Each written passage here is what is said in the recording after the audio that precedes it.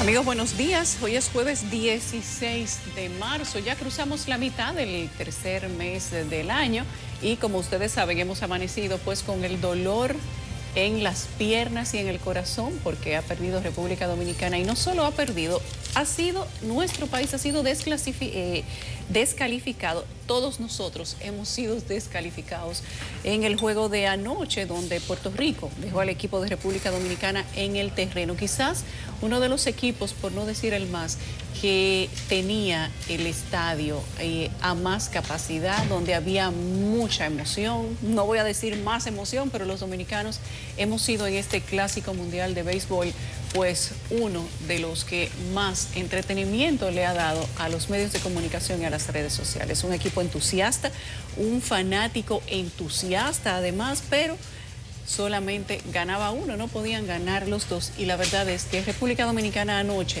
duele decirlo, pero no jugó para ganar.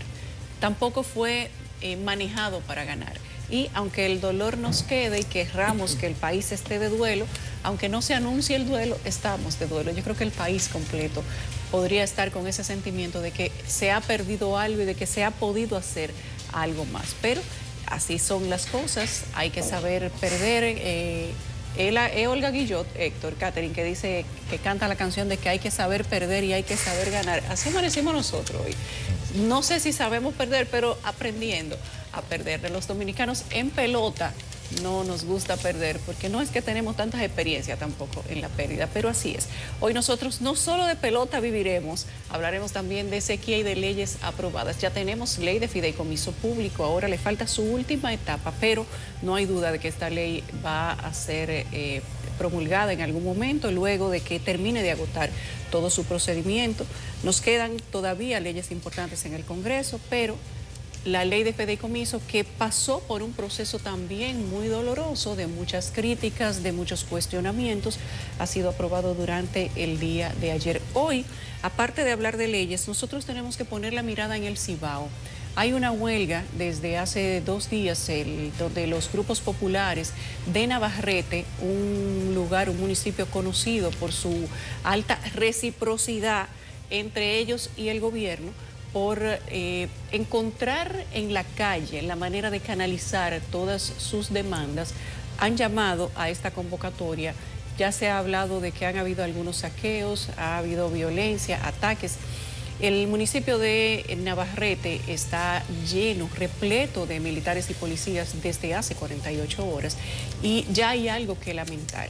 Hay una bebé de pocos meses que ha recibido un disparo en la espalda, en el área de la columna.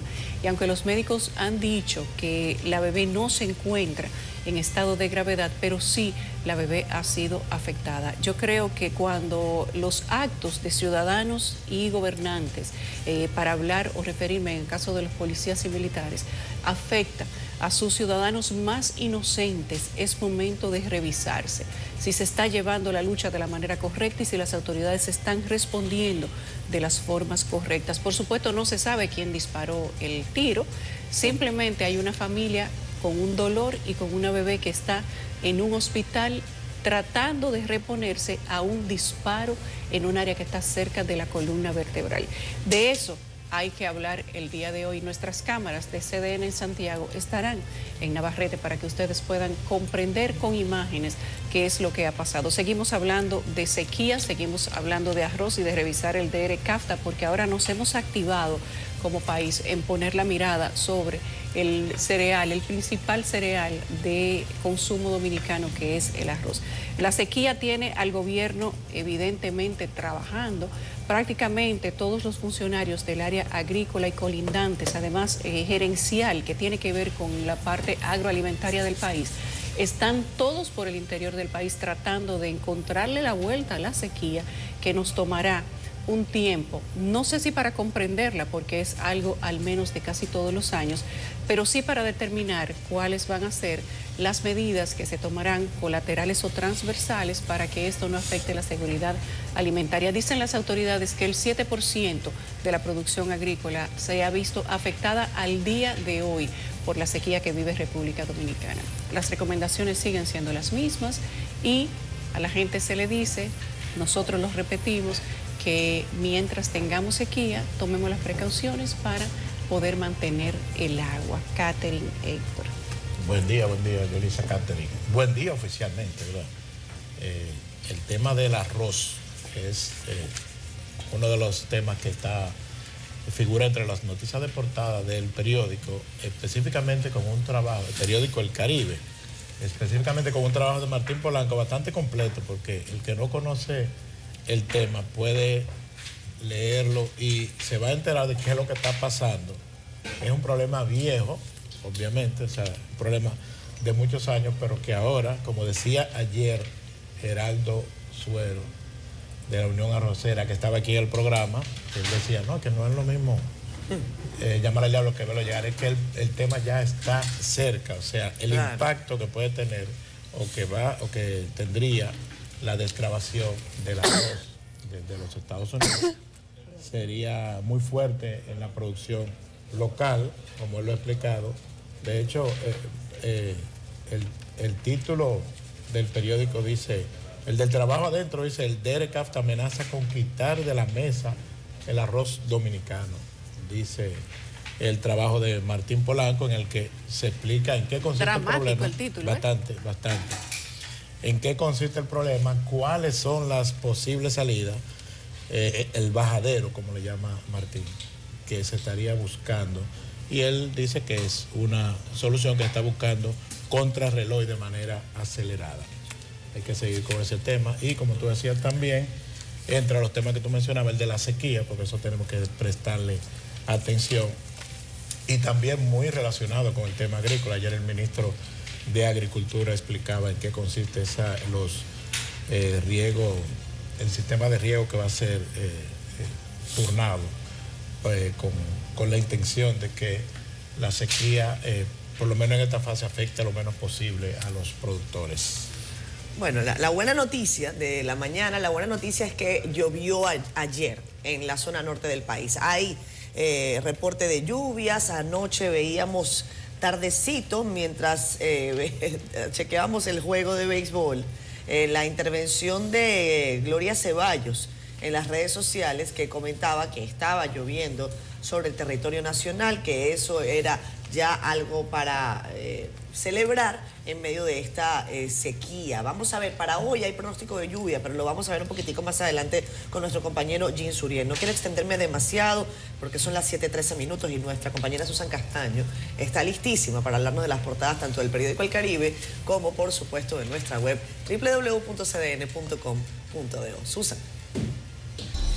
Los buenos días para ti, Catherine, Yulisa, Héctor, y para todos nuestros amigos y amigas que conectan con nosotros a través de una nueva jornada informativa de Despierta con CDN. Ya jueves, antesala del fin de semana, 16 de marzo, entremos inmediato a la portada del periódico El Caribe y nuestro portal CDN Digital. Iniciamos el vistazo con la incertidumbre frente a la inminente desgravación arreciaria del arroz para el año 2025, según establece el DERECAFTA, lo cual afectará seriamente a la industria arrocera nacional. Otra nota que ampliamos en El Caribe es la presentación de unos 36 proyectos de innovación en la Feria de Innovatec, en la que se muestran avances de la formación técnico-profesional en materia de creatividad. Y unos 1.566.3 mil millones de dólares suman ya las remesas generadas entre el periodo de enero y febrero. Esos ingresos fueron recibidos en febrero del 2023, registrando un crecimiento de 2.1% respecto al mismo periodo del año pasado. Cerramos portada con la serie 10 momentos que hoy nos trae a Miriam de Gautreau, una exquisita exponente de la repostería, cuyo bizcocho se convirtió en uno de los más demandados en los Estados Unidos y fuente de una serie de reposterías en la zona. Pasamos al ámbito deportivo desplegado en la contraportada del periódico El Caribe. Hablamos no con mucho empeño del equipo dominicano que dijo adiós y hasta el próximo Clásico Mundial de Béisbol. La selección tricolor vio esfumadas anoche sus aspiraciones de continuar con vida en la justa mundialista tras ser eliminada por Puerto Rico en un 5-2.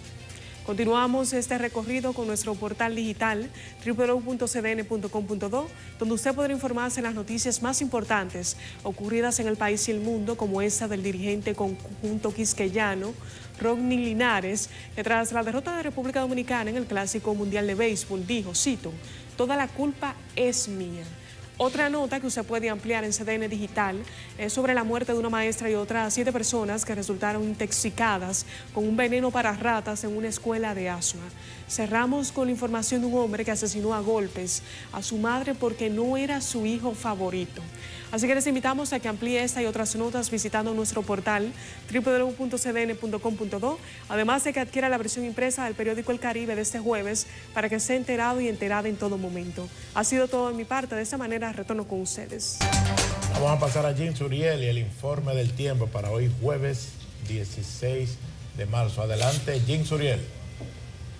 Muchísimas gracias, muy buenos días. Avanza la semana laboral y tendremos en las próximas horas la cercanía al territorio dominicano de una vaguada. Este sistema atmosférico estará incidiendo y aumentando la nubosidad en gran parte del territorio nacional. De hecho, desde ayer ha estado aportando núcleos nubosos y especialmente hacia la región norte, noroeste, también la zona fronteriza y los sistemas montañosos ha desarrollado algunas precipitaciones entre moderadas y fuertes. A partir de hoy, la vaguada se combinará con los efectos de este sistema frontal que también en las próximas horas estará acercándose a nuestro país para combinarse en nuestra zona de pronóstico para así incrementar las posibilidades de precipitaciones y también generar una nubosidad abundante en casi todo el país. Mucha atención porque a partir del mediodía podrían incrementarse las precipitaciones por los efectos de los 2 sistemas atmosféricos sobre el territorio nacional. Es por eso que se esperan lluvias más fuertes en el transcurso de esta tarde y de esta noche en el sur, también en el sureste y algunas localidades del noreste. Ahí también podría desarrollarse una posibilidad de que ocurran inundaciones urbanas repentinas. Hace varias semanas que no se han registrado lluvias en el territorio nacional y estas precipitaciones que han comenzado desde hace 2 días de manera moderada, hoy empiezan a intensificarse en gran parte del territorio nacional. Así que mucha atención porque tendremos el panorama lluvioso por lo menos durante las próximas 24 horas, porque a partir de mañana la vaguada empezará a debilitarse sobre República Dominicana y el frente frío seguirá moviéndose hacia el Atlántico. Por lo tanto, desde mañana en la tarde va a establecerse un patrón generalmente seco nueva vez en el territorio nacional y para el fin de semana no se esperan precipitaciones de importancia. Estas han sido las informaciones meteorológicas. Gracias, Jim. Bueno, muchos comentarios en la red social Facebook. Ahí está José Alberto Castillo temprano, también Fernando de Jesús Álvarez Torres está en Santiago. Gracias por estar con nosotros cada mañana. Kelvin Torres, también Dilenia Liriano que está en Villamella. Nos comenta Cristian Chávez, lamento decirles que de Plátano Power nos convirtieron en mofongo. Ay, Cristian, no sea cruel. Cristian Segura dice 1000 bendiciones, excelente mañana. Amaneció con mucha lluvia. Santiago, parece, bueno, excelente equipo de periodistas. Saludos a la bella Catherine. Gracias, mi amor. Un abrazo.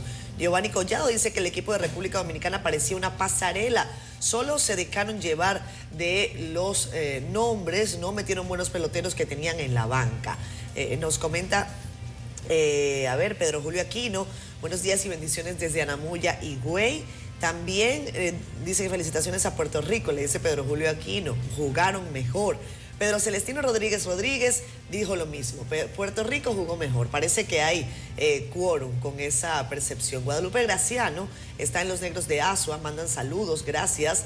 Nos comentan en que, a ver, activo desde la tierra que Dios donde el Dios se secó el sudor, La Piña, Villa Los Almácigos, en Santiago Rodríguez. Miguelito Guzmán nos saluda desde allá, un abrazo. Desde Campo Puerto Plata, Norberto Martínez dice que cayó un aguacero por allá por Puerto Plata. Qué bueno que haya sido así. Nos comentan, a ver, que no nos quiten el arroz con huevo, como decíamos ayer, con el arroz no se metan. Y arroz con huevo delicioso, además súper nutritivo. Leo comentarios, hay mucha gente conectada, qué bueno que sea así. A ver, María Cristina Rosario Calderón, ella había escrito este mensaje hace algunos días y yo no había tenido la posibilidad de leerla. Dice que cómo es posible que todavía a las personas que trabajaron en el censo no le hayan pagado su dinero. Vamos a revisar eso, María Cristina, comunícate con la producción. Vamos a ver si nuestro productor Kelvin te puede escribir también por allí por Facebook para que nos des los detalles sobre ese particular. De cualquier manera vamos a investigar. Gerardo Fernández con nosotros dice, no entiendo el miedo al doctor Kafta, dice al DR Kafta. Lo que pasa es que como lo escribió con K, me confundí, al DR Kafta, gracias. Ya dieron un plazo para que los productores se hicieran competitivos y lo que ha subido es el precio. El pueblo se verá favorecido al bajar los precios. No nos engañemos ahora, un nuevo plazo hasta 2025 a ver si se hacen eficientes. Crítica para el sector arrocero por acá. Vámonos a la pausa. Hay mucha gente conectada, repito, pero tenemos que irnos a comerciales. 7:21. Esto despierta. Bueno, son las 7:26 de la mañana. Como les hablábamos al inicio, luego de una reunión la tarde de ayer miércoles, el Frente Popular de Navarrete ha levantado hoy a las 6 de la mañana el llamado a huelga por 48 horas en esa demarcación. Situación que provocó enfrentamientos a tiros y personas heridas, incluyendo una bebé de algunos meses de nacida. Nuestro compañero José Adriano Rodríguez, desde nuestros estudios de CDN en Santiago, nos cuenta los detalles. Los miembros del Movimiento Popular de Navarrete mantuvieron el llamado huelga hasta las 6 de la mañana de este jueves en demanda de varias reivindicaciones tras no recibir respuesta de las autoridades. Los dirigentes populares atribuyeron la represión policial el que una menor resultara herida, al igual que otra persona, durante las manifestaciones que se desarrollaron en esa demarcación en demanda de arreglo de calles, aceras y contenes y la liberación de un dirigente popular. Nosotros el Movimiento FPN 24 de abril en conjunto con el CONALUCHA estamos firmes porque entendemos que este gobierno lo que ha venido a oprimir a este pueblo, en vez de traer soluciones, lo que han venido es a amedrentar un pueblo valioso de personas humildes, trabajadoras. Nosotros no le vamos a permitir eso, le vamos a dar un plazo de 15 días. Hasta el día de hoy parece ser una política no implementada por este gobierno. Debe venir a resolver la problemática de esos barrios que están necesitando hacer y contenes y agua potable. Y también estamos siguiendo la libertad de Armando García, un preso político del PRM. Es lamentable que esa decisión política errónea del PRM vinieran a represar con la Policía Nacional y el Ejército. Los grupos populares dieron un plazo de 20 días para recibir respuesta a sus demandas o de lo contrario volverán a las calles a protestar. Desde Santiago, José Adriano Rodríguez, CDN. Bueno, como ustedes ya saben, ya les hemos dicho cuál ha sido el saldo de este llamado. Ellos tienen varias situaciones por las que llaman a unas reivindicaciones populares. Hay que decir que no es difícil ni es raro ver este tipo de resultados en los llamados a huelga o a protesta, como ellos le dicen, en Navarrete, Licey al Medio y San Francisco de Macorís y la zona de Puñal. Son sectores, demarcaciones que son o tienen una tendencia importante a hacer protestas de ese tipo. Las autoridades se enteran mínimo 24 horas antes cuando van a hacer huelgas los ciudadanos y ellos de manera particular lo habían anunciado. La gente de Navarrete y los de Licey que habían llamado pues algunos días antes fueron un poco más pacíficos, pero Navarrete, Licey, Puñal, San Francisco, a la cabeza el Falpo, todo el mundo sabe cómo son los llamados a protesta de esta gente. Ayer se hablaba de que se habían dado saqueos en medio de esta protesta y de que habían balas a diestra y siniestra y el saldo han sido 2 personas heridas. Nosotros desde aquí no nos toca ni justificar ni cuestionar las razones por las que una población se va a huelga, porque solo ellos saben cuáles han sido las mediaciones que han tenido o tratado de tener para entenderse con las autoridades locales de su zona, para que se resuelvan los llamados o las necesidades que ellos tienen. Solo ellos saben cuántas veces se le ha incumplido y cuántas veces le han prometido resolver cosas que al final nunca resuelven. Ahora, los tiros al aire, el saqueo, los disturbios, personas heridas de bala, yo no sé si nosotros seguimos teniendo el nivel de sentido común que se necesita para entender cuáles son las formas en cómo se debe llamar a huelga. Una bebé de pocos meses de nacida con un tiro en la espalda, otra persona herida de bala también por el que no va a haber responsable porque no se sabe quién disparó el tiro hasta el momento. Yo me cuestiono si estamos todavía como país en pleno 2023, un siglo y medio después de que seguimos estableciendo el mismo método de protesta, con el mismo tipo de resultado, si hay que cambiar el método. O si las autoridades tienen que ser un poco más empáticas con las necesidades de sus ciudadanos cuando anuncian que luego de tantos intentos por conseguir que les arreglen las calles, que le lleven el agua, necesidades básicas, ojo, que le pongan un mercado, que les recojan la basura o que le establezcan escuelas o centros de salud, es necesario esperar que la gente se tire a la calle cuando en todas las demarcaciones en República Dominicana hay representaciones gubernamentales locales, sean de designación o sean de elección libre. Pero bueno, no vamos a llegar a un sitio distinto con el mismo método. Con relación a las causas, Yulisa, esas demandas de obra y demandas de arreglo tienen interlocutor, como tú dices. Ellos pueden acudir a la gobernación, claro, pueden hablar con el ayuntamiento, dependiendo del tipo de obra que se trate. Ahí está obra pública, o sea, hay autoridades con las cuales hablar, con las cuales presionar, y las protestas en este caso, cuando no se atienden, se justifican. La parte que no entiendo de las demandas es, que creo que encabeza la lista, es que ellos están solicitando también la puesta en libertad de un dirigente popular que se llama Armando García, quien está guardando prisión como medida de coerción por la muerte de un agente policial ocurrida el pasado año. O sea que esa parte no la entiendo. Lo primero es que es un tema judicial, o sea, se supone que está judicializando. Las organizaciones pueden dar el apoyo a él. Me imagino que sí, que tiene los mecanismos para prestarle asistencia legal, incluso pueden hacer hasta piquetes, reclamos, pero lo que no entiendo es cómo meter esto, cómo encaja esto dentro de una lista de demandas a las autoridades que genera una protesta.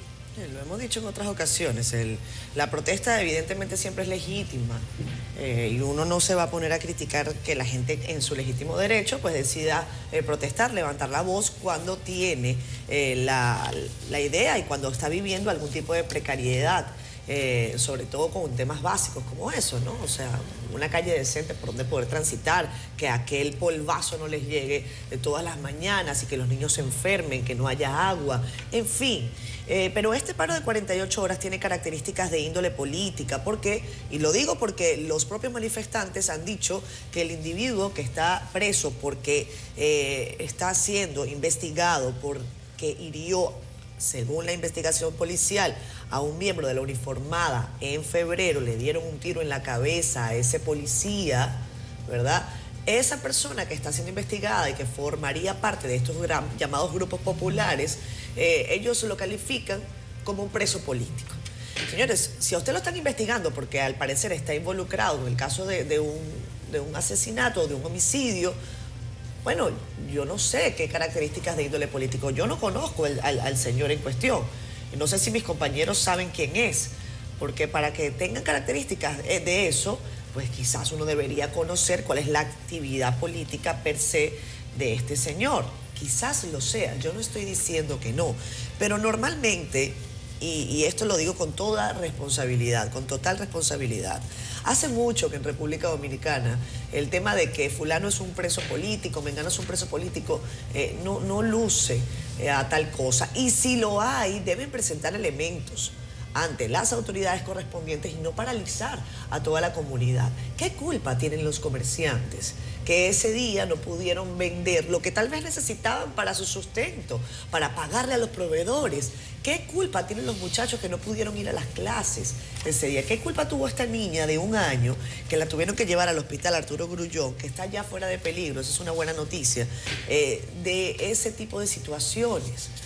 O sea, no hay forma de que eso se justifique. La puesta en liberación de uno de sus miembros, vayan con sus abogados ante los tribunales. Es más, nosotros los medios de comunicación tenemos las puertas abiertas para eso, pero uno nunca recibe nada de eso. O sea, lo que uno recibe es la historia. Esta es la foto de la niña, me comenta la producción. Uno lo que recibe es la información de la huelga, de los resultados muy tristes de esa huelga, porque pagan los más inocentes casi siempre por esto. Pero nada, mientras tanto continuamos con otro tema. El Ministerio de Salud Pública está notificando 2 nuevos casos de cólera, lo que eleva a 93 el total de personas diagnosticadas con la enfermedad acá en el país. Susan Castaño nos cuenta más.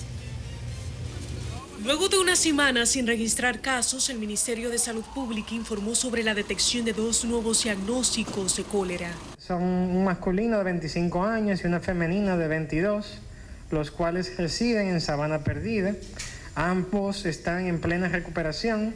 Estos 2 son familia, viven juntos y también ellos laboran en la zona del Almirante. Durante rueda de prensa, las autoridades sanitarias informaron que actualmente la red pública hospitalaria no registra ingresos, así como la cantidad de personas que han sido inoculadas contra la enfermedad. A la fecha se han aplicado 39.924 dosis, 3.880 a estudiantes en 10 centros educativos en el área 1 de salud. Y en el área 4 hemos vacunado en 28 escuelas 4.767 estudiantes. Hacemos un llamado a los padres, madres, tutores que permitan la vacunación a los escolares. Asimismo, se reiteró el llamado a la población a mantener las medidas preventivas con especial énfasis en el cuidado personal, así como la racionalización del agua a propósito de la sequía estacionaria que golpea al país. Susan Castaño, CDN. Bueno, sigue la situación de casos de cólera ahí en el Almirante. Por más que las autoridades se están acudiendo, siguen presentándose los casos. No es un número importante, sin embargo, estamos a ras de 100 casos y evidentemente permanece ese foco de contagio en esa zona de Santo Domingo Este. No, además, la presencia, los últimos casos se han dado en el Gran Santo Domingo. Recuérdate que el asunto se inició en la frontera, pero después han ido apareciendo casos de manera focalizada en diferentes puntos. Están en el Distrito Nacional, está en Santo Domingo Este y también en Santo Domingo Norte. O sea que está ya prácticamente la mayoría de los casos, de esos 93, la mayoría son del Gran Santo Domingo. Esas informaciones se dieron en esa rueda de prensa de salud pública, que realmente es un instrumento importante. Esta rueda de prensa que se decía, se mencionaba, uno la calificaba antes como la rueda de prensa sobre el COVID. Esa fue la idea, esa fue la esencia en origen, pero se tratan todos los temas relacionados con salud. O sea que ha sido un espacio importante este encuentro que hace el Ministerio de Salud Pública y las autoridades de salud con los medios de comunicación todos los miércoles. Se tratan todos los temas. Ayer se habló del dengue y dicen las autoridades que para este año, contrario al año pasado, se espera una baja incidencia y hasta ¿será ahora por la eso es lo que se ausencia está de viendo. lluvia? ¿Podría tener que ver? Ellos, las autoridades han explicado como unos picos que tienen enfermedades de este tipo y aparentemente este año se prevé que sería un año de pocos casos. Bueno, y dicen que son estacionales. Hay más casos cuando tenemos un año de lluvias, pero hay que mantener las mismas alertas. Ya no se le hace, a partir de que bajó la incidencia del COVID-19, pues a la rueda de prensa de salud pública sobre el COVID, el dengue, etcétera, pues siento que no se le presta el mismo nivel de importancia, pero hay que mantenerse atento a cuáles son los lugares, focos de hallazgo de casos de dengue, la famosa chikungunya, que ustedes verán ahorita cómo se empieza a hablar de eso, y el cólera, que es lo que nos atañe en este momento. Vamos a cambiar de tema porque el Senado aprobó ayer en segunda lectura para convertir en ley el proyecto sobre fideicomiso público, que una vez más contó con el rechazo de la oposición, que ve en esa pieza un intento sospechoso, dicen ellos, de entregar activos del Estado al sector privado. Nuestro compañero Samuel Guzmán estuvo por el Congreso y nos amplía esos datos. Con 18 votos a favor y 8 en contra, los senadores aprobaron la iniciativa que serviría de marco regulador general para establecer alianzas público-privadas, posibilidad que no es vista con buenos ojos por la oposición. El Estado Dominicano, de acuerdo a lo que establece la propia Constitución y la ley orgánica, como administración pública es quien debe garantizar los servicios a la población. Nosotros estamos un poco preocupados con la cantidad de temas que se ha planteado hacer fideicomisos públicos. en una época donde países como México, como Brasil, han estado renegando de los fideicomisos públicos que tuvieron tanto auge en su momento en esos países. La nueva ley fue defendida por legisladores del oficialismo que califican como certero el acercamiento entre los sectores público y privado para la ejecución de varios proyectos de interés nacional. ¿Por qué criticarlo? Tienen que ir a la ley de compra y contrataciones por obligación. Y es seguro que la República será fortalecida con estos fideicomisos que se van a crear en todo el país para la inversión. Entre las alianzas con el sector privado que serían reguladas por la nueva normativa se incluyen los eventuales fideicomisos de Pedernales y de la Central Termoeléctrica de Punta Catalina. La Ley General de Fideicomiso Público, que previamente fue aprobada en la Cámara de Diputados, pasa ahora al Poder Ejecutivo para su promulgación u observación. Samuel Guzmán, CDN. Este proyecto, como ustedes saben, rodeado de controversia desde el principio, y uno de los aspectos que se cuestiona ya no de fondo, sino de forma, es el procedimiento. Con este proyecto también hubo el debate de que si era una ley ordinaria o una ley que requiere, una ley especial, orgánica, que requiere un quórum especial. Uno de los aspectos del debate, porque sobre todo el fondo del proyecto es lo que se ha cuestionado. En esa sesión de ayer también un tema importante que se aprobó, el tema del teletrabajo como modalidad en República Dominicana. De todos modos, se ha explicado que aunque hay una ley, que es la que se está aprobando, esto es un tema que debe incluirse en el Código Laboral. O sea, cuando se reforme el Código de Trabajo, debe incluirse todos los aspectos que son nuevos, que no se incluyeron en el código original, y entre ellos también el teletrabajo, que como ustedes saben es una posibilidad que siempre existió, pero que en los últimos años se ha utilizado mucho, pero sobre todo con el tema del COVID, con el tema de la pandemia, se comenzó a usar casi de manera masiva en el país y en el resto del mundo. Bueno, una de las dudas que estaba sobre el tema del fideicomiso público, que yo creo que fue una de las banderas más utilizadas desde la perspectiva del Partido de la Liberación Dominicana, también de la Fuerza del Pueblo, era la posibilidad de que este instrumento de ley permitiera enajenar de alguna manera el patrimonio público. Algunos abogados, muy prestigiosos ellos, entre ellos el buen amigo Cristóbal Rodríguez, dejó claro entre sus análisis, y me parece que eso fue reconocido de manera amplia por la comunidad jurídica, que no era posible enajenar patrimonio público con este instrumento legislativo sin la aprobación congresual. Eso está establecido en la Carta Magna, cómo pasan los bienes del Estado a ser patrimonio privado o ser un bien privado. Tendría que pasar por el Congreso Nacional, eso no está establecido en esa legislación. Hay que esperar ahora solamente la firma del presidente de la República. Ya pasó entonces el sedazo de la Cámara de Diputados, ya pasó la situación en el Senado de la República, y ya a mí me queda la duda de si la oposición, o sea, el PLD o la Fuerza del Pueblo, llevarán esto a alguna otra instancia.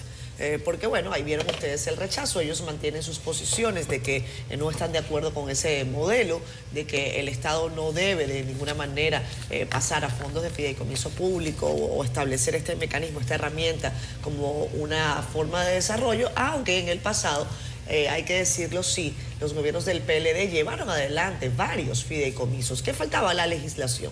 ¿Qué faltaba? ¿Por dónde es que camina ese instrumento de desarrollo, si se quiere ver de esa manera? Yo creo que quizás el PLD y la Fuerza del Pueblo lleven a lo mejor una objeción ante los tribunales competentes, pero no sé si se queda en tema de campaña política o si definitivamente pasarán a la acción.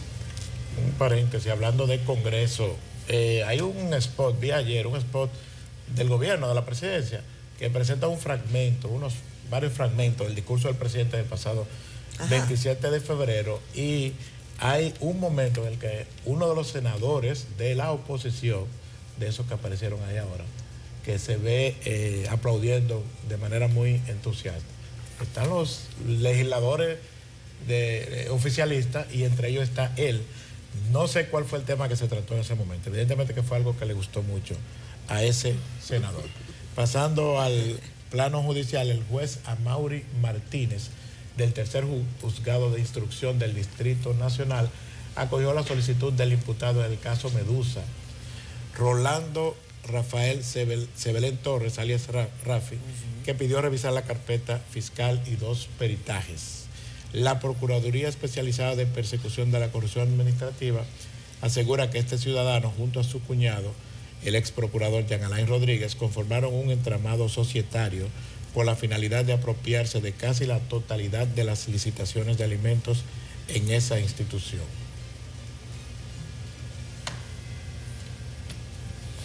Bueno, hay que ver, le falta tiempo a eso. Vamos a ver cuándo esto entra en la siguiente fase. Prácticamente o casi todos están en sus casas. Tener acceso a la carpeta fiscal se conoce o se plantea en múltiples ocasiones como un derecho de la persona que está acusada. Se supone que ellos tienen acceso a la carpeta porque ellos son parte o la principal parte que tiene que conocer de qué se les está acusando, cuáles son las pruebas que se tienen, y eso es lo que contiene la carpeta fiscal. Sorprende que ellos digan que quieren tener acceso a la carpeta porque lo primero que se les entrega cuando están siendo acusados es justamente una copia que tiene que ser notificada por la Secretaría General, pero a este caso o algunos de estos casos hay cosas que uno no comprende y otras cosas que dicen los acusados que cuando entonces la riposta del Ministerio Público, pues entonces se entiende que hay medias tintas o que se mezclan cosas técnicas con verdades, con mentiras, para entonces tratar de erigir algún discurso que beneficie a los que están siendo acusados. Pero de aquí lo que se espera es que quienes realmente trataron de alzarse con parte del patrimonio del Estado en esa sección de la justicia, pues caramba, a eso hay que aplicarle no el peso de la ley, no, todo el peso de la ley. La balanza, ojalá que se mantenga equilibrada en estos casos. Vamos a hacer una pausa. Al regreso, nosotros vamos a hablar de seguridad alimentaria, de qué tanto nos va a afectar la sequía y si todo este pronóstico que se hizo desde 2016, que lo hizo la FAO, esta organización que trabaja con el tema de la seguridad alimentaria a nivel mundial, ha tenido la razón y ha acertado varias veces, porque ya se sabe que República Dominicana y el Caribe entraban en una fase acelerada de sequías que iba a impactar la seguridad agroalimentaria. Nosotros tenemos un especialista hoy que va a hablar de ese tema, un economista agrícola, justamente el economista Winston Marte, que tiene un doctorado en economía agrícola de Japón, para hablar de la sequía, la producción de alimentos y cuál va a ser el impacto real que va a tener la entrada de la tasa cero con el DERE-CAFTA en el arroz, porque ayer aquí se dijo de parte de la representación de los productores de arroz que una libra de arroz va a costar en República Dominicana entre 100 y 150 pesos. Y uno se hace la pregunta, ¿y entonces para qué va a ser tasa cero? Hay cosas que no coinciden, se lo decimos varias veces, pero cuando regresemos de la pausa lo aclaramos. Son las 7:55. Como les comentábamos antes de irnos a la pausa, hablaremos de sequía y seguridad agroalimentaria hoy. Nosotros hemos invitado al doctor Winston Marte. Él es economista, además es especialista justamente en economía agrícola. Además, para nuestro beneficio, sabe mucho de la producción de arroz y por experiencia, además es agricultor. Yo creo que es el hombre correcto en este momento.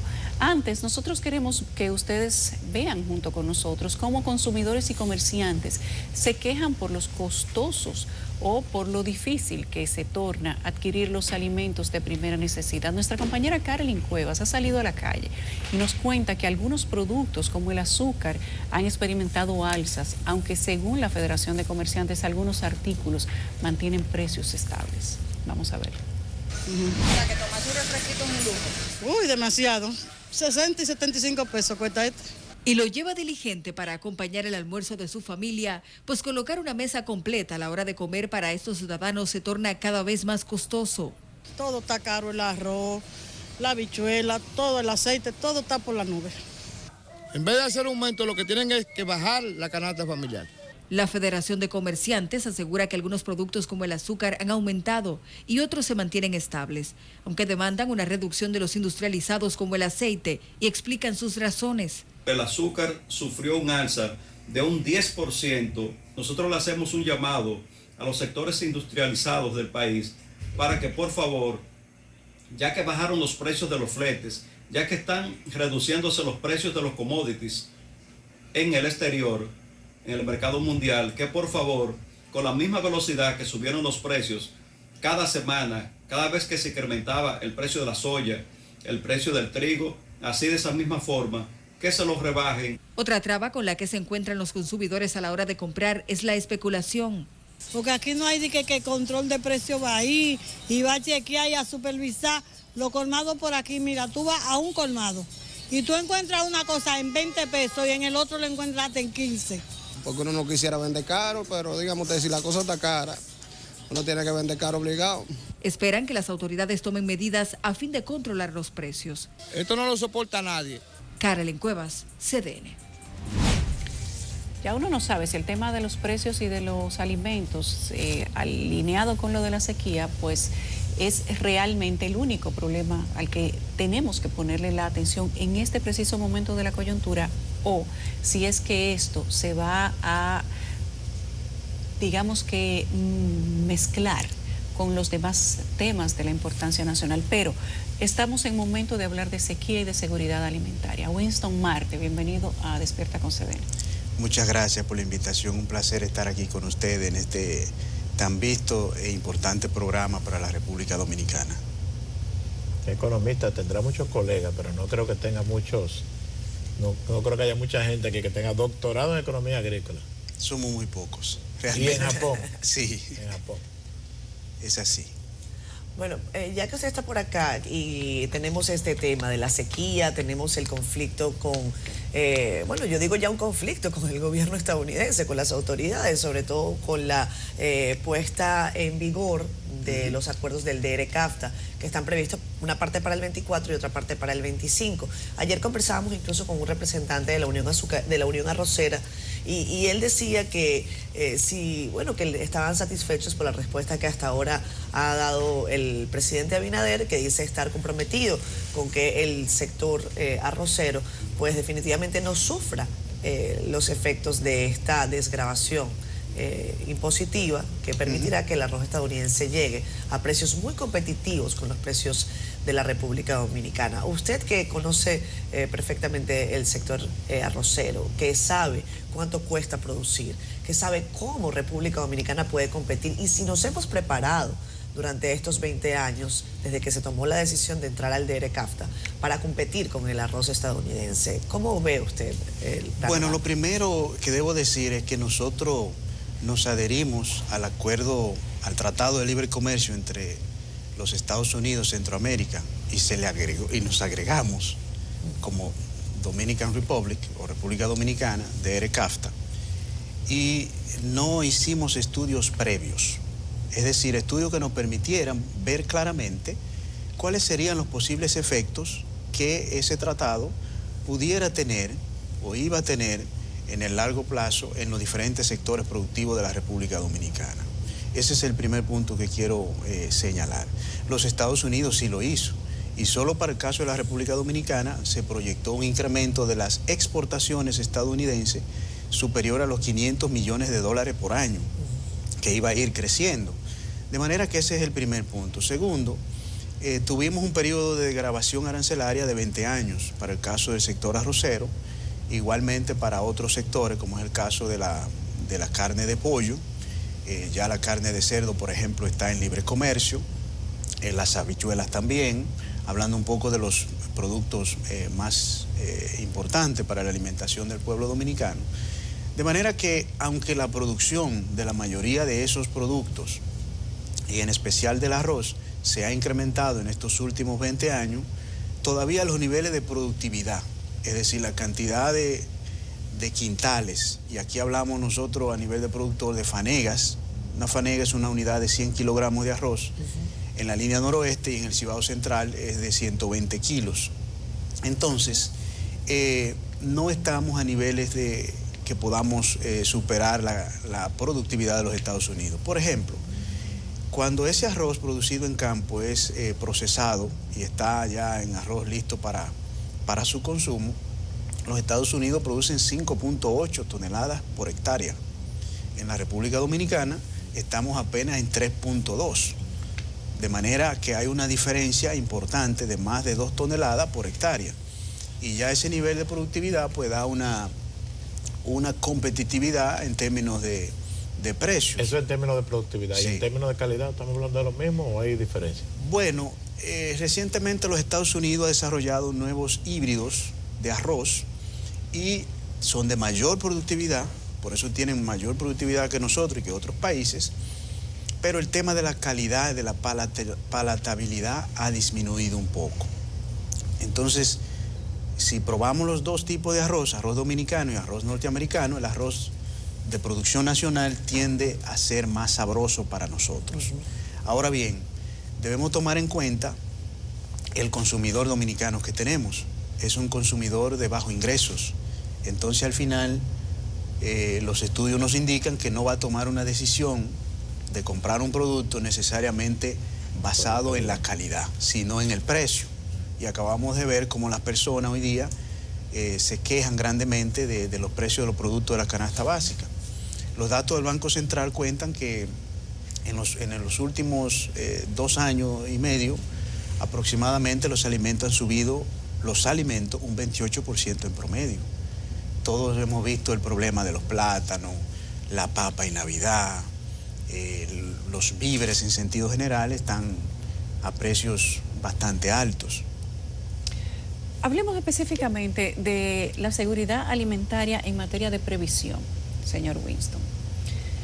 Estaba leyendo anoche un informe de 2016 de la FAO donde habla específicamente del impacto a la seguridad alimentaria que tendría la sequía en la siguiente década, 2016. Sí.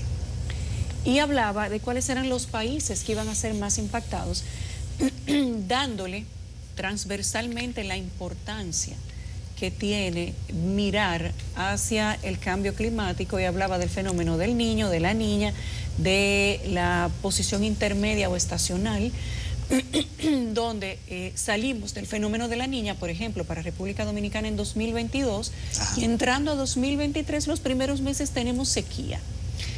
¿Cuál es la preparación o la previsión que se ha hecho desde su punto de vista, porque usted también es catedrático universitario? ¿Qué preparación se ha hecho para el país o qué ha hecho el país para prepararse a cambios dramáticos de una década si estamos a varios años de que se publicara un informe que es público, que llegó a los gobiernos y donde se sabe además República Dominicana es el más grande e importante en materia de crecimiento económico, país del Caribe, que tendríamos que enfrentar sequía?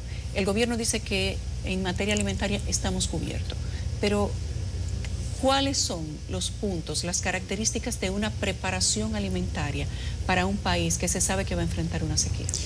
Bueno, yo pienso que nosotros tenemos una ley de riesgos, tanto de riesgo agropecuario como de riesgo en sentido general. Y, por ejemplo, el Instituto Dominicano de Investigaciones Agropecuarias y Forestales ha estado trabajando en el desarrollo de variedades de habichuela tolerante o resistente a plagas, enfermedades y a la sequía. Entonces tenemos variedades de esa importante fuente de proteína que consumimos los dominicanos que puede soportar grandes periodos de sequía. Sin embargo, en otros renglones importantes de la producción agropecuaria nacional, como es el caso del arroz, ese es un caso un poco difícil porque demanda bastante agua. Igualmente para los plátanos, para el ganado, la producción de bananos, son cultivos que demandan gran cantidad de agua. De manera que yo pienso que estamos en una tarea, en el caso de una tarea pendiente, porque necesitamos como país seguir avanzando en ese tipo de desarrollos tecnológicos y de innovaciones tecnológicas que permitan aumentar la capacidad de resiliencia de la agropecuaria dominicana. Pero puntualmente, ¿qué podrían hacer las autoridades para planificar? Bueno, el 2023 es un año de sequía. Vamos a proteger la producción agrícola. ¿Cómo se hace eso? Bueno, las sequías no son nuevas, eso es lo primero que hay que mencionar, recordar. Y siempre, especialmente como usted señalaba, cuando estamos pasando de un periodo de la niña a un periodo neutro y posible niño, donde hay sequía en la República Dominicana, lo que se recomienda hacer es establecer bancos de producción de alimentos para el ganado, por ejemplo, que es uno de los más afectados, la ganadería, la producción de leche para el país. Entonces, si eso se hace con tiempo, porque los pronósticos de sequía para este periodo que estamos viviendo ahora ya se sabían desde septiembre, y más desde el estudio, que uno podía tener una información desde más atrás. Entonces, pudieron adoptarse medidas para tratar de disminuir los efectos de la sequía que estamos viviendo. Otras recomendaciones que se deben hacer, acciones que se deben hacer, es la limpieza de los canales de riego, porque un canal todo sedimentado, desafortunadamente el país no tiene la mayoría de sus canales revestidos de concreto que permita el agua circular rápidamente y de manera eficiente. Entonces, limpiar los canales de riego ayuda a que un pequeño caudal de agua llegue de manera más eficiente a las fincas, ¿no? A las plantaciones. Lo otro está en administrar las presas, porque el volumen de agua de las presas se monitorea todas las semanas. Todos los miércoles precisamente se reúne ese equipo, ese comité interinstitucional que monitorea el nivel de volumen de agua de las presas. Entonces, desde ahí deben de tomarse medidas que ayuden a ir racionalizando, eficientizando el agua, precisamente para evitar de que nos lleguen estos momentos y que afecte la producción de los cultivos, y en estos momentos eso sería muy crítico. Por cierto, yo tengo dos preguntas, una relacionada a esto último que usted comenta, fundamentada en una denuncia que nosotros recibimos ayer de agricultores, precisamente de arroz, que se están viendo seriamente afectados por la sequía y que dicen, como son pequeños agricultores, dicen, nosotros no estamos siendo beneficiados de la misma manera que los grandes productores en la distribución de agua. Y quizás, como usted es un conocedor del sector, pueda decirnos si hay de alguna manera algún tipo de preferencia económica desde el punto de vista de relaciones, de manejos no necesariamente santos sobre el tema del agua. Eso es por una parte. Yulisa le consultaba sobre qué acciones podía tomar el gobierno para el tema de la sequía. Mi pregunta es sobre el mismo sentido, pero no sobre la sequía, sino sobre el DR-CAFTA. Okay. El presidente Abinader, en su discurso del 27 de febrero, decía que iban a tomar una serie de medidas oportunas, rápidas, para rescatar, salvaguardar al sector arrocero, medidas muy urgentes. Y yo decía, bueno, ¿pero qué medidas pueden ser? Como en Estados Unidos se habla de subsidios, aquí estamos hablando de lo mismo. ¿Esa sería una posibilidad o no? Son dos preguntas. Bien, respecto al tema del agua, la asignación de los turnos de riego en la agricultura la asignamos nosotros, los propios productores, porque yo produzco arroz también. Ajá. Entonces, las juntas de regantes es la organización que agrupa a los usuarios del sistema de riego. Entonces, se dan procesos de elección y se eligen los dirigentes. Y estos dirigentes son los que asignan los turnos de riego. Ajá. A veces no hay cumplimiento o hay incumplimiento de las reglas y de esos turnos, específicamente cuando hay problemas críticos de agua. Entonces, se irrespetan los turnos o se da preferencia a otro, y eso obviamente afecta a los más débiles, como siempre pasa en la vida, en la naturaleza, ¿no? ¿Qué motivaría esa preferencia? Bueno, hacen mecanismos de presión, los que tienen mayores cantidades de áreas en producción, porque tienen, en teoría, más que perder. Pero el que tiene 50 tareas y la pierde, perdió todo. El que tiene 1000 tareas y perdió 50, bueno, le quedan 950 que pudiera todavía obtener algún beneficio. O sea que ahí hay un problema de gestión del recurso agua que es muy importante. Nosotros lo hemos sufrido allá en Montecristi también, en los momentos de crisis, y es importante siempre pues tratar de ser objetivo en ese sentido. Si se detecta una anomalía allí, ¿ante quién pueden acudir los productores? Pueden acudir ante el INDRI, el Instituto Nacional de Recursos Hidráulicos. ¿Y hay una oficina para atender esa denuncia? Sí, hay un departamento que se encarga de apoyar la gestión de la Junta de Regantes. Y ante los mismos organismos de la Junta. Respecto al DR-CAFTA, bueno, desde 2014 hasta 2020 se estuvo trabajando en el mejoramiento genético. Y gracias a Dios, por esas tres nuevas variedades de arroz que fueron liberadas, por un gran científico dominicano, lamentablemente falleció, el doctor Federico Cuevas, era uno de los mejores 5 fitomejoradores de arroz del mundo. desarrolló esas 3 nuevas variedades de arroz y hoy la producción ha crecido de manera importante en los últimos años. De manera que trabajar en el desarrollo tecnológico de nuevas variedades, en la mejoría de los canales de riego, en la nivelación de los terrenos para que el agua sea más eficiente, son aspectos fundamentales. Competir con subsidios en los Estados Unidos es un poco difícil con los Estados Unidos. Para que tengamos una idea, el sector arrocero, si no hay novedad, recibe alrededor de 750 millones de dólares por año de subsidio. El año pasado recibió 1.000 porque hubo problema con el costo de los fertilizantes. Entonces, el Congreso de los Estados Unidos aprobó una partida adicional de 250 millones de dólares para llegar a los 1.000 millones de dólares. Entonces, producen más, tienen más subsidios y ese tipo de subsidios apoyan en diferentes componentes. Por ejemplo, el tema del crédito es prácticamente a 0 interés. El tema del almacenamiento, hay facilidades especiales que permiten abaratar muy fuertemente los costos de almacenar el arroz. Por eso, si nosotros vemos una tonelada, el costo de producción de una tonelada de arroz en los Estados Unidos, de arroz en cáscara, son $24.700, unos $437 ahora, datos actuales. En la República Dominicana es similar, a nivel de los productores, sería más o menos 24.000 pesos porque una fanega de 100 kilos se vende a 2.400 pesos. Entonces 10 fanegas hacen una tonelada. Ahora bien, ese arroz ya procesado, por todas las facilidades que reciben, a nivel de los productores, una libra está a 11,30. Es decir, a $20 el quintal. O sea, muy barato comparado con el arroz nuestro, que a nivel de molinería está ya a 24 pesos, diríamos. Entonces nos llega a los consumidores ya a los precios que ya todos... 30 y algo. Exacto, que todos sabemos. De manera que esas medidas son importantes. Obviamente la diplomacia. Yo pienso que no fue muy oportuno que el señor presidente de la República, con todo el respeto que nos merece, decir que no aceptará, porque eso es una ley. Y las medidas de retaliación que pudiera tomar los Estados Unidos si nosotros no cumplimos ese tratado, por ejemplo, implican que no podamos exportar tomates, que no podamos exportar ajíes, que no podamos exportar bananos, que no podamos exportar café, aguacates. Estamos hablando de más de $1.000 millones ahí.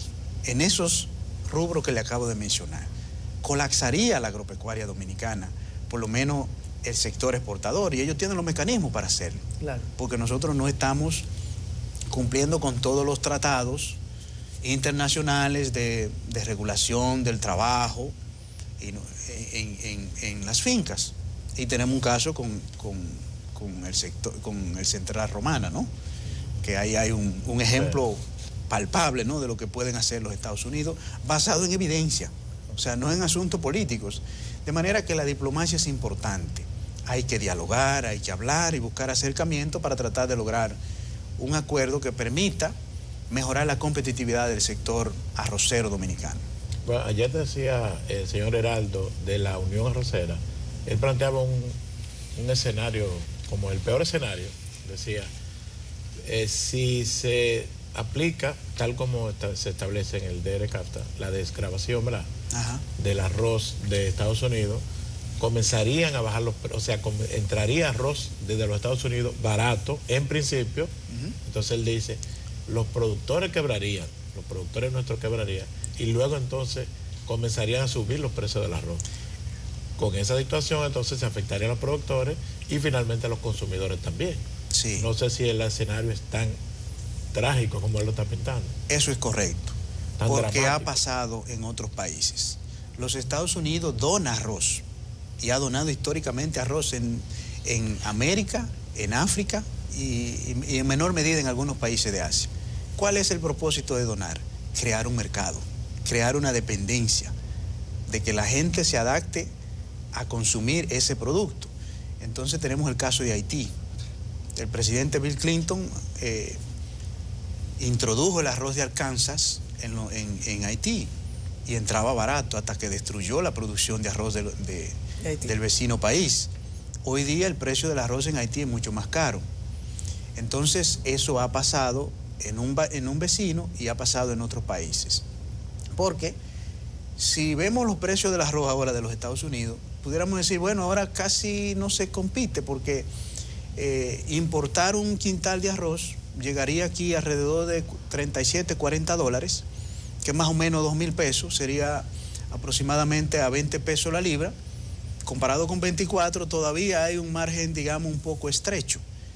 Pero eso es porque Estados Unidos está teniendo una situación de altos costos de los fertilizantes que ya se está estabilizando, ha sido afectado por sequía, que también está mejorando, y obviamente el desarrollo tecnológico de ese país no para, de manera que en poco tiempo pueden resolver eso y mejorar la competitividad. Si tomamos el caso del pollo, no de Estados Unidos, sino de Brasil, ¿qué fue lo que pasó con el caso de la importación de pollos de Brasil? El pollo de Brasil se comenzó a entrar al mercado dominicano a un precio 68, 70 pesos la libra. Resulta que poco tiempo después, que ya había entrado un gran volumen de unidades de pollo desde Brasil, ya estaban igual al precio que el pollo de producción local. ¿Por qué? Porque Brasil tiene todas las condiciones para producir a precios muy competitivos. Es el mayor exportador, por ejemplo, de pollo del mundo. Le vende a China, le vende a Japón y a otros países. Y esa es su estrategia, de que entra con precios bajos para penetrar al mercado y luego los ajusta. Y entonces, una vez quiebra el sector productivo nacional, pues ya ajusta los precios. Afortunadamente eso no pasó aquí, porque ya las importaciones de pollo de Brasil han disminuido bastante, además de que el sector productivo avícola de la República Dominicana tiene la capacidad de producir más del 100% de la demanda. Una práctica de competencia que es aceptada, pero que tiene que tener regulación. Lo mismo pasó aquí con la cerveza. Así es, así es. No hace mucho tiempo. No hace mucho tiempo. El arroz se enfrenta a tener este tipo de destino en caso de que la República Dominicana como país no se prepare para la entrada de la tasa cero del arroz por el Tratado del DERECAFTA. Yo pienso que sí, porque hoy día ya los productores están teniendo dificultades. Los precios no se han ajustado para la presente cosecha. Para que, a fines de informar, en la Comisión Nacional Arrocera, todos los años, a principio de año, enero, febrero, se define el precio que va a regir la cosecha de ese año. Eso no ha ocurrido en este año. Entonces los productores de mi provincia, de Montecristi, y ya de Valverde, de Dajabón, de la línea noroeste, la cosecha está bastante avanzada. Entonces se está vendiendo la fanega de arroz a precio de 2.400 pesos, la fanega de 100 kilos de arroz, lo cual no permite tener beneficios a los productores. Hoy me enviaron fotos de allá unos empresarios y productores de que hay más de 10.000 fanegas de arroz en los muros y las bermas de los canales, es decir, en los caminos. Recogido ya. Ahí porque no han tenido oferta de compra por parte del sector procesador, de manera que hay un problema ya con el sector arrocero, de manera que el gobierno tiene que ir en auxilio de los productores arroceros dominicanos para tratar... Eso es sin entrar el DERECAFTA. Eso es sin entrar el DERECAFTA. Si entra el DERECAFTA, que cualquier empresario, cualquier dominicano podrá traer arroz, simplemente con que cumpla con los requerimientos fitosanitarios, eso crearía una competencia desleal en principio por los altos subsidios que tienen los Estados Unidos. Y que quiero aclarar que los subsidios que otorga los Estados Unidos no son ilegales. Están aprobados en el marco de la Organización Mundial del Comercio, de manera que no están haciendo nada que nosotros podamos ganarle un caso en la OMC. Qué bueno que usted dice eso, porque ese fue uno de los argumentos del presidente de la República, cuando dice que no va a permitir que entre el arroz estadounidense de esta manera, que subió el tono del lenguaje y dice, en Estados Unidos están dándole este tipo de apoyo al sector arrocero. Se ha puesto también sobre el tapete la vinculación comercial con Haití y el tema del arroz. Que quizás República Dominicana sea un eslabón importante en este momento para la precaria alimentación en el vecino país. Con la entrada del DR-CAFTA, ¿qué efectos podría traer esto también para la población haitiana que en este momento consume? Entiendo yo, y usted me dirá la cifra, ¿cuánto arroz de la República Dominicana? Haití importa aproximadamente, según las estadísticas que se registran en las aduanas dominicanas, cerca de 10.000 toneladas por año. Pienso que hay otro comercio importante también que no se registra, de arroz. En términos de huevo, nosotros somos el más importante suplidor de huevos a Haití, igualmente en carne de pollo. O sea, tres alimentos muy importantes, incluyendo 2 fuentes de proteína. También se exporta habichuelas negras. De manera que la gran parte de la alimentación del pueblo haitiano depende de la producción de la República Dominicana. Aquí yo siempre he pensado que nosotros tenemos que producir alimentos al menos para 20, 22 millones de habitantes. Claro. Para los 11 que tenemos aquí, los 12 que hay en Haití, más otros turistas que vienen a visitarnos, hay que producir esos alimentos. De manera que si aquí se afecta la producción agropecuaria, ya tiene efectos más importantes y eso ya se vincula con el tema migratorio, de que vendrían más para acá. ¿Qué porcentaje del arroz que consume Haití es importado desde la República Dominicana? ¿Tiene usted ese dato? Pienso que cerca de un 15 a un 20%, porque su principal suplidor es los Estados Unidos. Bien. Sí. Bueno, gracias al economista Winston Marte por venir a conversar con nosotros sobre economía agrícola a propósito de la sequía que tiene el país en este momento. Lo invitaremos muchas veces. Muchas gracias, un placer. Regresamos con más Despierta con CDN en vivo para ustedes desde Santo Domingo, 8:29 minutos de la mañana. Conversamos a continuación vía Zoom con un buen amigo de la casa, Gabriel Sánchez Cini. Gabriel, buenos días. ¿Dónde estás? Vamos a arrancar por allí. Queremos hablar contigo del tema económico. Un fantasma recorre, no Europa, el mundo. Así estamos hablando de crisis financiera posible. ¿Cómo te va? ¿Qué tal? ¿Cómo están ustedes? Buen día, un gusto estar acá otra vez. El gusto es todo nuestro. Te preguntaba que en dónde estás, si estás en Argentina, si estás en México, si estás acá. No, estoy en Guatemala, volviendo hoy para Washington por la tarde. Qué bueno, qué bueno. Gabriel, las bolsas del mundo reaccionando a los últimos datos de una, yo no voy a decir crisis financiera porque no creo que todavía que se le pueda calificar de esa manera, pero definitivamente sí, la quiebra de 2 bancos en Estados Unidos, el Silicon Valley Bank, y también la fuerte caída en las acciones del Credit Suisse ayer. Ya fue acordado con el Banco Central de ese país una recuperación, pero los efectos que podría tener esto en nuestra región. Bueno, es una crisis, como decís, inesperada. Hace 10, 15 días en Washington, donde yo vivo, nadie esperaba una crisis bancaria. Probablemente muy poca gente sabía que era el Silicon Valley Bank y mucho menos que no tenía suficientes depósitos para cubrir a los ahorristas que tenían la plata en el banco, ¿no? Eso es lo primero que llama la atención. Lo segundo es la rapidez. Creo que es la primera corrida bancaria que vemos. Acuérdense que la última crisis financiera profunda fue en el 2008, 2009, que impactó a todo el mundo, pero creo que esta es la primera corrida que vimos de más de 40.000 millones de dólares sin gente en las sucursales. Esta fue una corrida que se hizo realmente online, se hizo por el teléfono, en la computadora. Uno veía una corrida de 40.000 millones de dólares y no veía ninguna sucursal de gente protestando, pidiendo sus ahorros, para mostrar también cómo la digitalización y la banca electrónica ha hecho estos fenómenos mucho más rápido y de alguna manera también mucho más contagiosos, como hemos visto en el mundo. Lo que vimos en esta crisis, separado con diferente de la de 2008, es una reacción, si uno quiere, mucho más rápido del Estado. En el momento en que el banco empezó a perder depósitos tan rápido, enseguida intervino en la Reserva Federal y intervino el gobierno para frenar eso, y en parte para frenar el contagio que habíamos visto en el 2008, como tú mencionabas en la introducción, que es otra, pero tal vez una diferencia grande. Si bien hay algunos contagios en algunos bancos, todavía no ha sido un contagio generalizado y pareciera que el gobierno ha intervenido a tiempo. Ayer veíamos, Gabriel, al presidente del BID hablando del tema de Latinoamérica y cómo está preparada, cómo América Latina está preparada, decía él, para enfrentar riesgos de este tipo, lo cual significa que hay riesgos. Es decir, ahí esa expresión podría ser tranquilizadora, pero también podría generar cierta preocupación.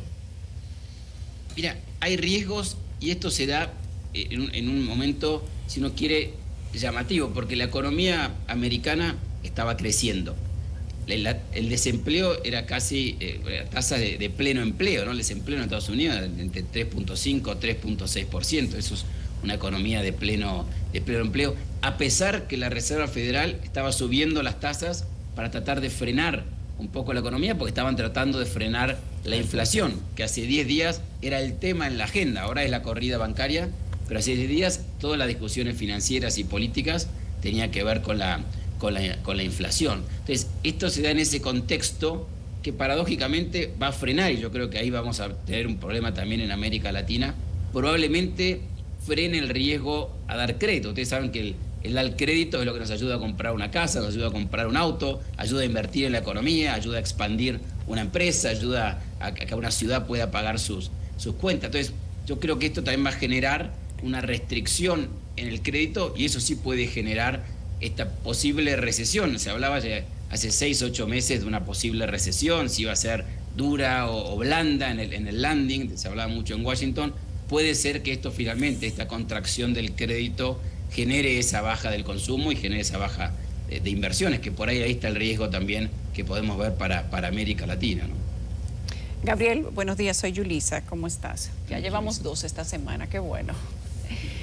Quería preguntarte, ¿cómo ves en el aspecto político el impacto de estas debilidades bancarias y cómo esto va a resultar para Estados Unidos, sin desvincularnos de que estamos en un ambiente muy político, porque ya se habla de elecciones y todo lo que sucede en Estados Unidos, pues, o es culpa de Trump o es beneficio de Biden?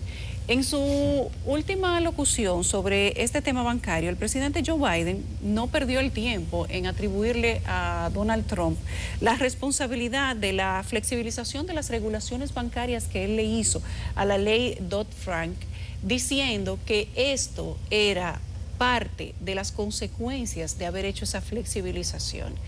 ¿Entiendes tú que esto va a darle nuevas muletillas al discurso político ya muy dividido que tiene Estados Unidos entre republicanos y demócratas? Yo creo que sí, que va a generar mucho debate político. Hay una parte que dice lo que tú estás diciendo, que esto es culpa de la desregulación. Otra parte política que está diciendo esto tendría que haberlo controlado el gobierno de California, del estado de California, que como ustedes saben es una economía casi tan grande como la de Alemania, ¿no? Una de las principales economías del mundo. California, que está gobernada por los demócratas, hay una crítica sobre eso. No hay duda, más allá de la política, pero también más un debate político, que mucho de esto tiene que ver con la emisión, porque se ha emitido tantos trillones de dólares para enfrentar la pandemia y para subsidiar una cantidad de situaciones que pasaron por la pandemia, por las crisis económicas, que esta gran emisión de dinero también ha generado parte de la causa que se generó la inflación. Por eso la Reserva Federal tiene que aumentar la tasa de interés, que ahí está el inicio de la crisis del Silicon Valley Bank, que había comprado bonos que bajaron mucho de precio y se había quedado sin depósitos, sin suficientes activos. O sea que esa parte va a debatir, pero también va a haber un debate grande sobre el salvataje. El Estado intervino y de alguna manera salvó y cubrió todos los depósitos del Silicon Valley Bank. Y empieza a haber un debate también, decir, ¿por qué los pagadores de impuestos en Oklahoma o en Arkansas tienen que salvar los depósitos en California? Entonces hay un debate que por supuesto es importante porque el efecto contagio es mucho más grave, pero empieza a haber un debate que se va a exacerbar hoy, porque hoy a las 10 de la mañana en Washington, la secretaria del Tesoro, ¿no? Como la ministra de Hacienda de Estados Unidos, Yellen, presenta en el comité de banking del Senado, iba a presentar el presupuesto del año que viene. Por supuesto, la conversación no va a ser sobre eso, sino va a ser sobre la seguridad del sistema financiero de Estados Unidos. Pero eso va a generar, me parece hoy, todo el foco de los medios y del debate político, y lo que haga también el Banco Central Europeo. Hoy además, coincidentemente, la presidenta Christine Lagarde del Banco Central se reúne con el directorio del banco para ver qué hacen con la tasa de interés en Europa, porque esto ya se contagió al Credit Suisse, como ustedes decían al inicio, digamos, ¿no? Entonces creo que eso va a generar todavía más debate político por la intervención tanto del Banco Central como de la secretaria del Tesoro americano. Bueno, Gabriel, estamos ya con poquitísimo tiempo. Todos los bancos de la región diciendo nuestras estructuras están sólidas, llamando a la calma. Eso entiendo yo que es un mensaje también que se está dando a nivel internacional, pero vamos a estar muy atentos de los efectos que esta crisis pueda tener sobre nuestras economías. Ya México se ha visto golpeada esta mañana, también Argentina, también Colombia. No ha sido por ahora el caso de la República Dominicana, pero de cualquier manera estaremos muy pendientes. Te agradecemos a ti que nos hayas dado esta entrevista. Muchas gracias a ustedes y que tengan un muy buen día. Seguimos en contacto. Gracias, Gabriel. Vamos a pausa.